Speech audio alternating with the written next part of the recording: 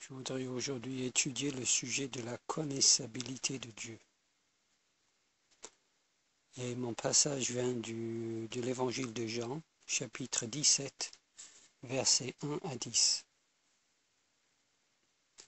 Il y a 3 types de personnes sur cette terre. L'athée dit qu'il n'y a pas de Dieu. L'agnostique dit qu'il ne sait pas s'il y a un Dieu ou pas.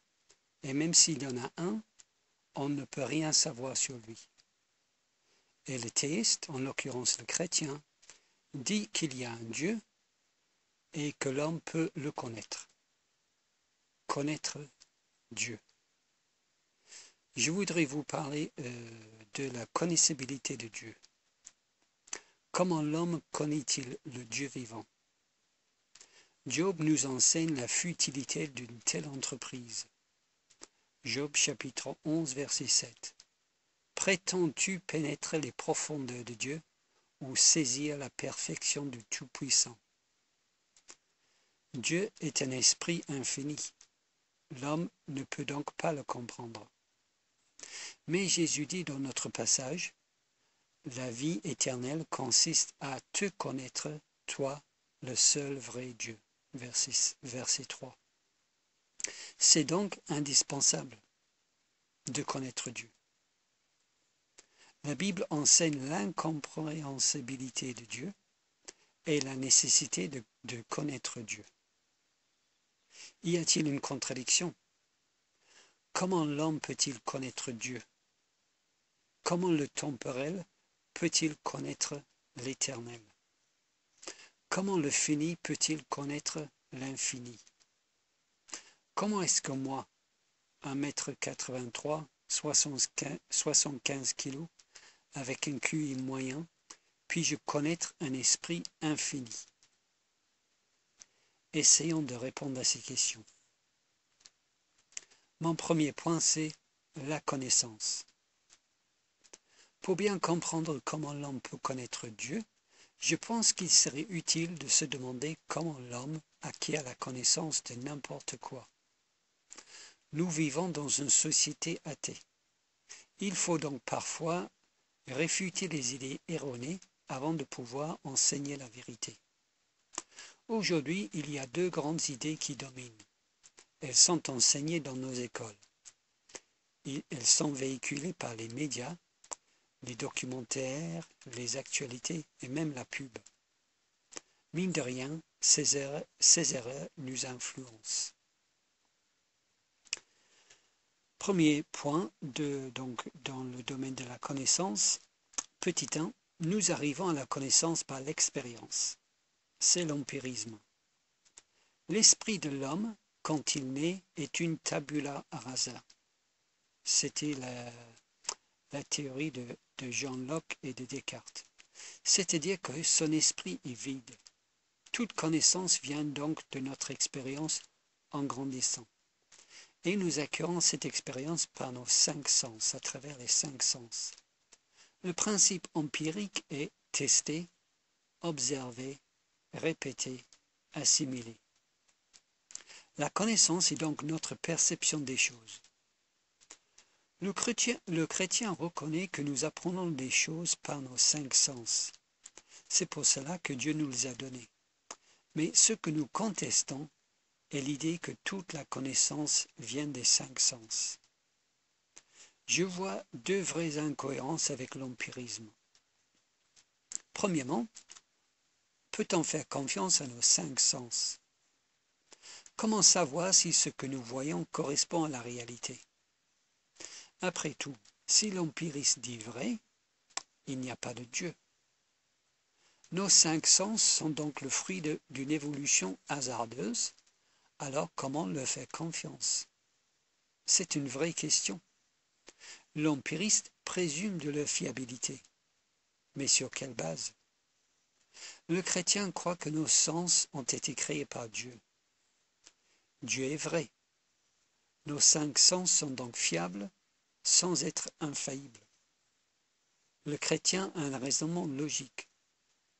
L'empiriste n'est pas logique.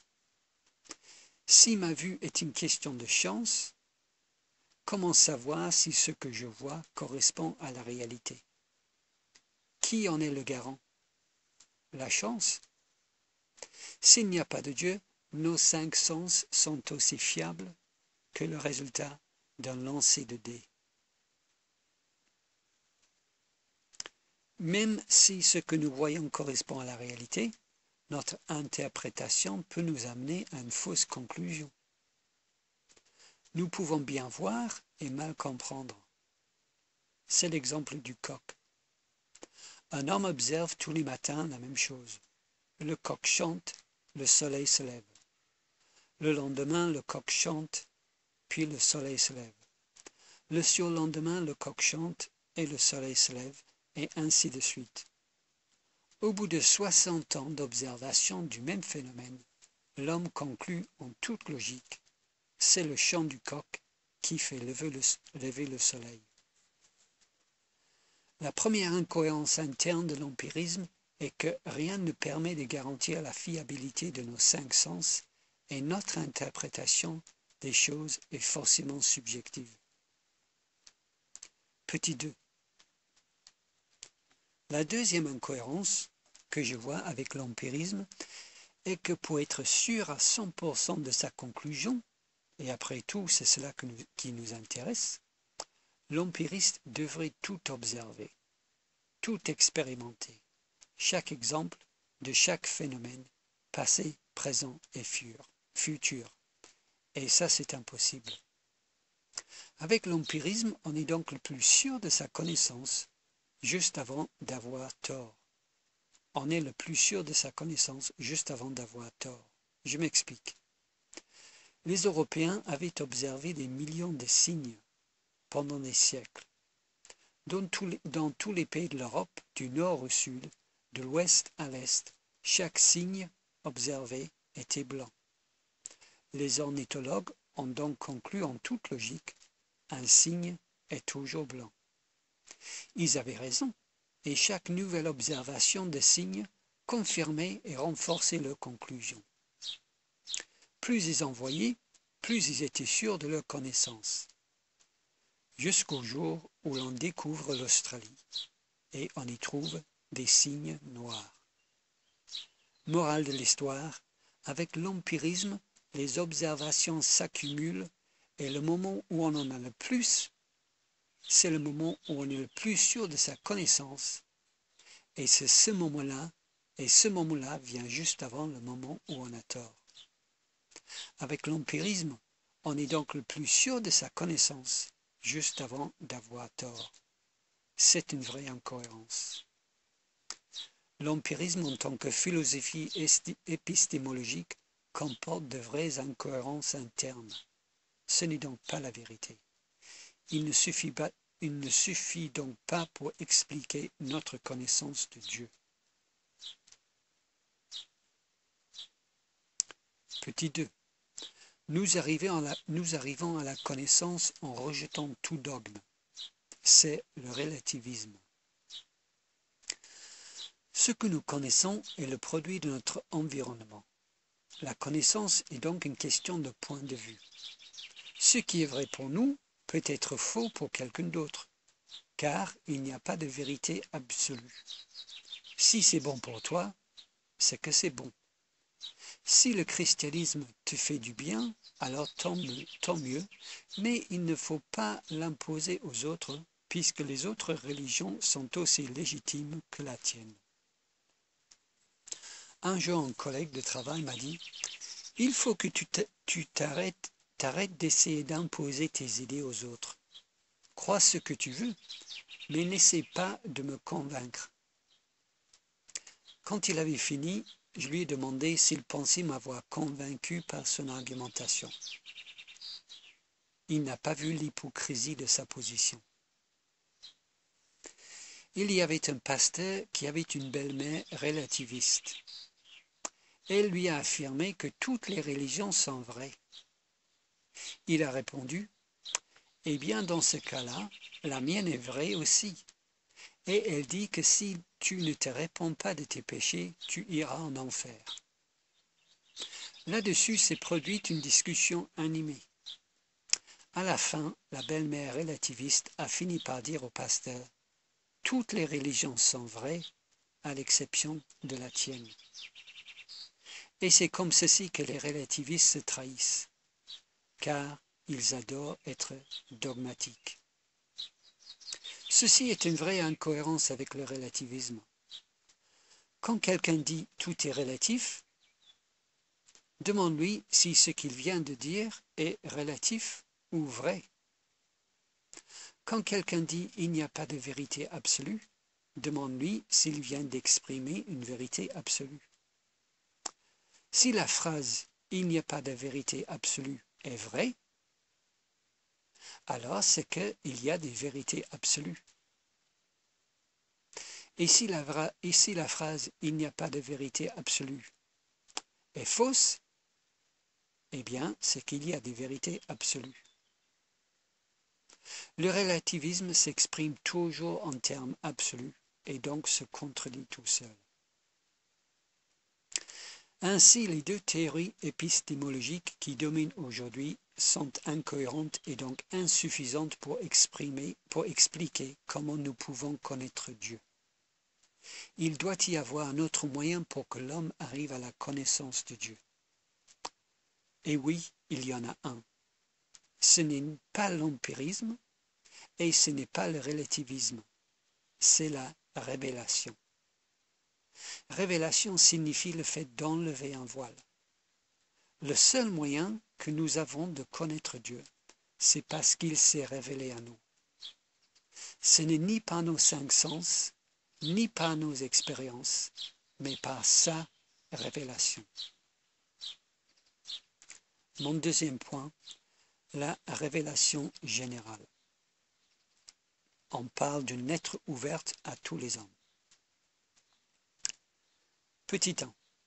Dieu montre qu'il existe et montre comment il est à travers sa création. Les cieux racontent la gloire de Dieu et l'étendue manifeste l'œuvre de ses mains. Psaume 19, verset 1. On voit qu'il est grand et on voit qu'il est puissant. Petit 2. Dieu montre comment il est par sa préservation de la création. Dieu n'a cessé de rendre témoignage de ce qu'il est en faisant du bien et en vous dispensant du ciel les pluies et les saisons fertiles, en vous donnant la nourriture avec abondance et en remplissant vos cœurs de joie. Acte 14, verset 17.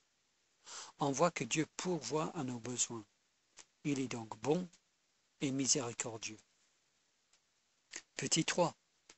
Dieu montre comment il est par la lumière de la nature. Chaque personne a une intuition de Dieu dans son cœur. Dieu a mis dans le cœur de l'homme, la pensée de l'éternité. Ecclésiaste 3, 11. C'est le contraire du tabula rasa des empiristes. Je ne sais pas s'il y a un rapport, mais dans un documentaire sur la BBC, un neurologue a expliqué que dans la psychologie du cerveau humain, il y a une prédisposition à la croyance en Dieu. Dans tous les cas, la Bible enseigne que dans chaque personne, dès sa naissance, il y a une idée innée d'éternité. Cette intuition que Dieu a mise dans nos cœurs comprend notre conscience. Quand les païens qui n'ont pas la loi font naturellement ce que prescrit la loi, ils sont une loi pour eux-mêmes. Ils montrent que l'œuvre de la loi est écrite dans leur cœur. Leur conscience en rend un témoignage et leurs pensées s'accusant ou se défendant tour à tour. Romains chapitre 2, versets 14 et 15. Des gens qui n'ont personne pour leur dire que c'est mal de mentir, de voler et de tuer, savent dans leur cœur que c'est mal de faire de telles choses. Dieu a pris ces lois et les a écrites dans le cœur de chaque être humain. L'homme est le chef-d'œuvre de la création de Dieu. Dieu l'a créé à son image. Il l'a mis à part dans la création.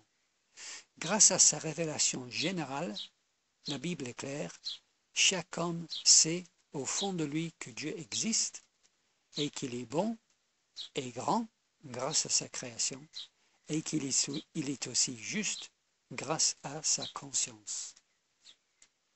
Même si cette révélation générale de Dieu est réelle, nous voyons qu'elle est assez vague. Elle n'amène pas à une vraie connaissance de Dieu. Elle n'est pas assez précise pour sauver qui que ce soit. Alors pourquoi Dieu se révèle-t-il ainsi? Paul nous dit que si cette révélation générale n'est pas suffisante pour sauver l'homme, elle est suffisante pour le juger et le condamner d'une manière juste. En se révélant ainsi, Dieu ne laisse aucune excuse. Car ce qu'on peut connaître de Dieu est manifeste pour eux, Dieu le leur ayant fait connaître. En effet, les perfections invisibles de Dieu, sa puissance éternelle et sa divinité, se voient comme à l'œil nu. Ils sont donc inexcusables. Romains, chapitre 1, verset 19. On peut faire deux remarques sur ce verset. Première chose, ceci répond à ceux qui demandent ce qui arrivera aux peuples qui n'ont jamais entendu parler de Jésus. C'est une question difficile. Est-ce que l'homme innocent en Afrique, qui n'a jamais entendu l'Évangile, ira au paradis? Eh bien, d'après ce passage, je peux affirmer que oui. L'homme innocent en Afrique, en Inde, où qu'il soit, ira au paradis. C'est sûr. Il y a juste un problème. Cet homme n'existe pas. D'ailleurs, si vous croyez vraiment que l'homme qui n'a jamais entendu l'Évangile ira au paradis, quelle est la pire chose que vous pouvez lui faire? C'est lui annoncer l'Évangile, parce qu'il risque de le rejeter. Non, au jugement devant Dieu, personne ne pourra dire « Je ne savais pas qu'il y avait un Dieu » ou « Je ne savais pas qu'il fallait faire le bien ». Il n'y a pas d'innocent. Ce passage est clair. Il n'y a pas d'innocent. Quand les hommes persistent dans le péché et l'incrédulité, Dieu peut donc les condamner justement pour toujours sur la base du fait qu'ils savaient assez de choses grâce à sa révélation générale pour chercher Dieu. La deuxième chose qu'on peut dire sur la base de ce verset, c'est la base sur laquelle Dieu tient l'homme responsable de ses actes est la révélation générale. Ceci va à l'encontre de ce que beaucoup de chrétiens aujourd'hui pensent. La tendance actuelle est de dire que pour être responsable de son péché, l'homme doit être libre. Pour que Dieu puisse le juger de manière juste, ils disent que l'homme doit pouvoir choisir entre le bien et le mal. Ces gens parlent du libre arbitre de l'homme. Ils disent que si l'homme n'est pas libre, alors il est un robot, et Dieu ne peut donc pas le juger. Mais il n'y a aucun verset dans la Bible qui dit que l'homme est tenu responsable par Dieu parce qu'il est libre. Mais il y en a plusieurs, comme celui-ci, qui dit que l'homme est tenu responsable à cause de la révélation qu'il a reçue. L'homme sait au fond de lui qu'il y a un Dieu tout-puissant, et il sait au fond de lui qu'il faut faire le bien. Mais il résiste à cette connaissance et il étouffe la voix de sa conscience. Personne ne fait le bien, dit Paul. Nous sommes tous coupables, non pas parce que nous pouvions faire le bien, mais parce que nous savions ce qu'il fallait faire et nous avons fait le contraire. Au mieux donc, la révélation générale nous apprend qu'il y a un Dieu puissant et juste et rien de plus. À la lumière de cette révélation floue, l'homme s'est tourné vers l'idolâtrie et la superstition. La révélation générale ne nous conduit pas vers une connaissance de Dieu, mais existe pour que Dieu soit déclaré juste quand il jugera les hommes. Mais pour nous permettre de connaître Dieu, il fallait quelque chose de plus. Et ceci m'amène à mon troisième point, la révélation spéciale. On parle dans ce cas-là d'une lettre personnelle. La Bible est la révélation parfaite de Dieu. Dans la Bible, le Dieu invisible se révèle à nous. Comment est-ce que cette révélation est transmise? Je pense qu'il faut faire très attention à des réponses trop spirituelles, entre guillemets, ou trop pieuses, qui ont amené dans l'histoire de l'Église et qui mènent encore aujourd'hui au mysticisme. La révélation spéciale de la Bible est une révélation verbale. La Bible est faite de livres. Le mot Bible signifie livre. Ces livres sont faits de phrases qui sont faits de mots, qui sont faites de mots. Dieu se révèle à nous par le biais de phrases, de mots, bref, par le langage. Le langage est un cadeau de Dieu. Que ce soit dans le jardin d'Éden ou par les Écritures, Dieu communique avec des hommes par des mots. Il ne communique pas avec des sentiments, ni avec des sensations. Il ne communique pas avec des impressions ou des émotions, mais Dieu communique avec des mots. D'ailleurs, nous appelons aussi la Bible la parole de Dieu. Ce sont les paroles, les mots de Dieu. Ceci est confirmé par Jean qui, en parlant de Jésus, ne dit pas « au commencement était l'événement » ou « au commencement était l'action » ou « au commencement était l'expérience » ou « au commencement était l'émotion », mais « au commencement était la parole ». Jean chapitre 1, verset 1. Dieu est la parole et la parole est Dieu. Le mot grec logos, que nous traduisons parole en français, peut aussi être traduit par mot ou verbe. On peut donc légitimement dire le mot est Dieu. Nous avons tendance à mépriser les mots et le langage. Peut-être cela vient-il de l'idée prédominante que le langage est le fruit de l'évolution. Souvent on entend dire que le langage est trop pauvre pour parler correctement de Dieu, que les mots sont insuffisants pour décrire Dieu. Mais ce n'est pas la position de la Bible. Elle enseigne le contraire. La parole est Dieu. Le mot, avec majuscule, est Dieu. Dieu peut donc rendre compte correctement de Dieu. Jésus confirme cet enseignement dans notre passage.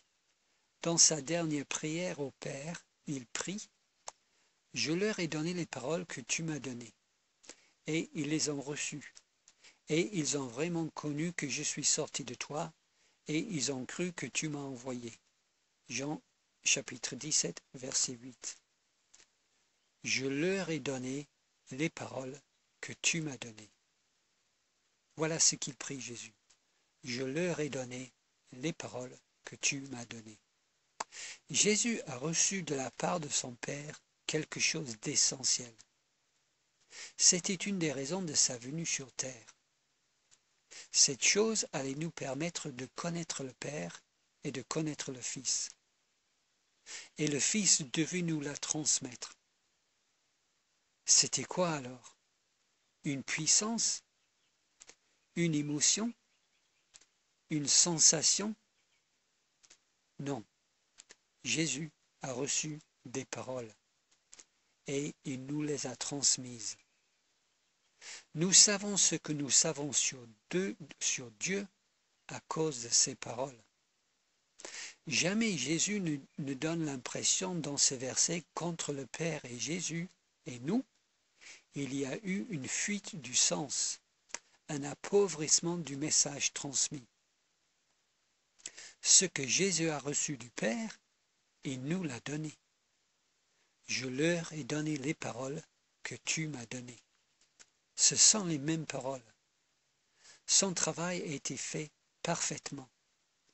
Jamais il ne dit que les paroles ne suffisent pas pour parler correctement du Père. La révélation que Dieu a voulu de lui-même a été donnée sans erreur, complètement, précisément, clairement, avec les mots, par Jésus. Jésus a communiqué la vérité, toute la vérité et rien que la vérité sur Dieu le Père, à nous, avec des mots. La révélation vient par le biais des paroles. La connaissance de Dieu vient grâce à des paroles. Quand nous recevons cette révélation avec foi, nous connaissons Dieu et nous sommes sauvés. J'ajouterai que c'est pour cela qu'il faut annoncer la parole de Dieu à des non-chrétiens. Il faut l'expliquer. Bien sûr, notre vie est un exemple pour des non-chrétiens. Et dans un culte, on peut faire passer un message vague à travers le mime ou le chant. Mais à un moment donné, il faut utiliser les mots. Il faut expliquer clairement l'Évangile. Pour révéler Dieu, le Saint-Esprit prend des paroles. Pour révéler Dieu, il ne prend pas un sentiment, un mime, un chant, une émotion qu'un chant aurait suscité en nous. Pour révéler Dieu, le Saint-Esprit ne prend pas une impression qu'un mime aurait laissée. On ne peut pas comprendre la logique d'une impression. On ne peut pas croire à une émotion. Mais on peut comprendre des mots, des phrases, un message, et on peut croire à des mots, à des phrases, à un message. Le Saint-Esprit prend ce message et il ouvre notre esprit pour que nous puissions le comprendre et le croire. Ces mots et l'action du Saint-Esprit nous amènent donc à la connaissance de Dieu. Y a-t-il une contradiction? Je viens de dire que nous pouvons connaître Dieu, mais nous avons vu au début de ce message que la Bible enseigne que Dieu est incompréhensible. Est-ce que c'est contradictoire? Non, je ne crois pas qu'il y ait de contradiction. On ne peut pas connaître Dieu totalement, exhaustivement, mais on peut le connaître vraiment. Le peu que nous connaissons de lui est vraiment lui. Ce que nous connaissons de Dieu correspond à la réalité de Dieu. La révélation est parfaite et donc complète. Rien ne manque. Il n'y a aucun aspect de Dieu qui nous a pas été correctement révélé. Mais comment l'esprit fini de l'homme peut-il saisir l'esprit infini? Il ne peut pas. Dieu dépasse notre compréhension.